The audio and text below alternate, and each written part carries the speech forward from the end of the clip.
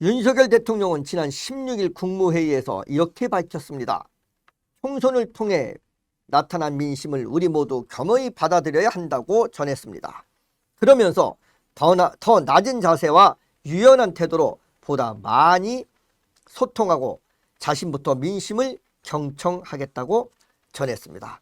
윤 대통령의 총선 관련 입장을 육성으로 밝힌 것은 이번이 처음이라고 하며, 하지만 총선 참패에 대한 대국민 사과와 야당과의 구체적인 협치에 대해서는 언급하지 않았다고 전하고 있습니다. 윤 대통령은 올바른 방향을 잡고 이를 실천하기 위해 최선을 다했음에도 국민들께서 체감하실 만큼 변화를 만들어내는데 모자랐다고 밝혔습니다.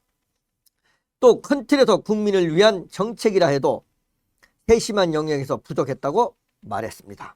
윤 대통령은 건전재정, 주택공급 확대, 자본시장 규제 개선, 수출 활성화, 첨단 산업 육성 등 주요 경제 기조의 방향성을 재확인하면서도 다수의 국민들을 위해 배려가 모자랐다고 말했습니다.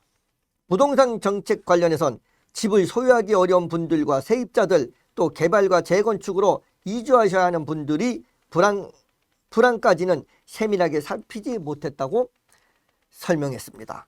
공매도 금지와 주식 양도소득세 과세 대상의 기준을 올린 것에 대해선 주식시장에 접근하기도 어려운 서민들의 삶에 대해 배려가 미흡했다고 말했다고 합니다. 국가 차원에서는 수출 시장을 되살리고 경제를 일으켰다고 말하며, 경제 회생이 온 길을 모든 국민에게 골고루 확산시키는 데에는 정부의 노력이 부족했다고 전했습니다. 반도체 등 첨단 산업 육성 역시 중소기업, 소상공인과 다수 근로자들에게 효과가 충분히 전달되지 못했다고 말했으며, 아무리 국정의 방향이 옳고 좋은 정책을 수없이 추진한다고 해도 국민들께서 실제 변화를 느끼지 못하면 정부의 역할을 다하지 못한 것이라고 강조하면서, 정부의 정책 기조는 올바른 방향으로 가고 있다고 재확인했습니다. 특히 건전재정이 중요성을 강조하면서 무분별한 현금 지원과 포퓰리즘은 나라의 미래를 망치는 것이고, 경제 포퓰리즘은 정치적 집단주의며 전제주의와 상통하는 것이라고 지적하면서, 그러면서 우리 미래를 비추어 보면 마약과 같은 것이다 고 목소리를 높이기도 하였다고 전했습니다. 윤 대통령은 또 정부 핵심 국정과제인 구조개혁을 중단 없이 추진하겠다고 밝혔습니다.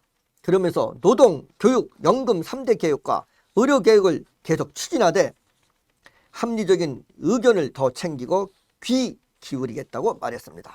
총선으로 중단된 민생 토론회도 재개하겠다고 했는데, 이에 대해 윤 대통령은 민생 속으로 더 깊숙이 들어가서 현장의 어려움을 듣고 국민의 삶을 더 적극적으로 챙기겠다며, 국민들의 정책 수요가 매우 다양하다는 점을 정부가 인정하고 이에 대한 맞춤형 정책 추진을 해야 될 것이라고 당부했다고 전했습니다.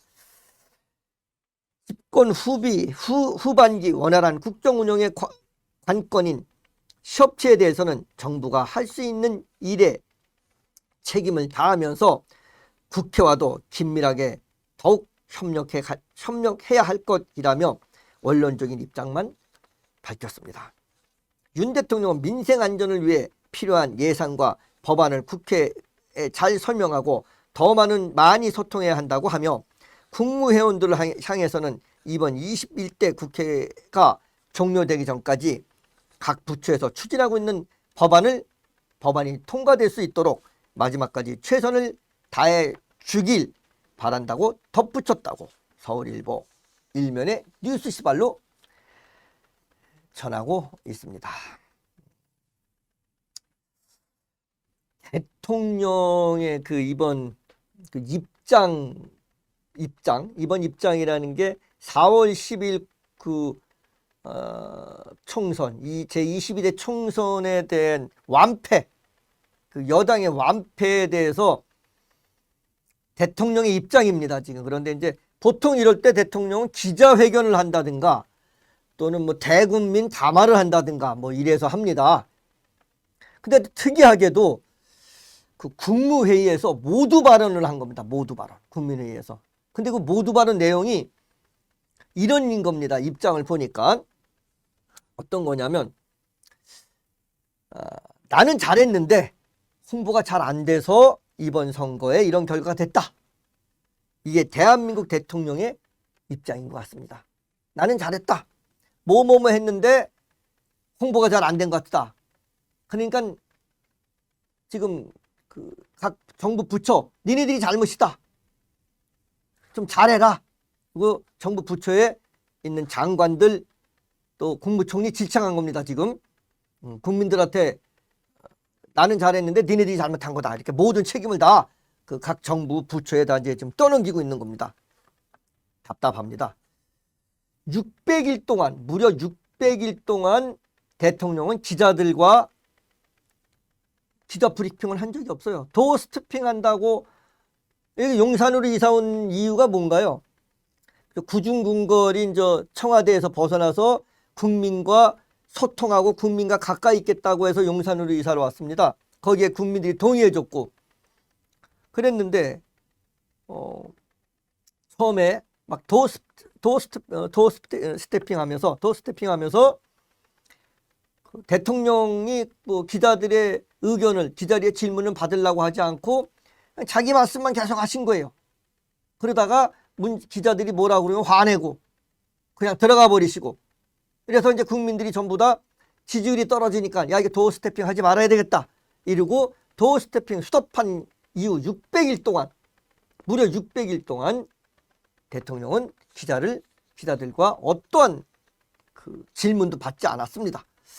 그리고 이제 이번에 총선 결과에 입장을 이렇게 놓은 겁니다. 예, 맞습니다. 대통령 말이 맞을 수도 있습니다.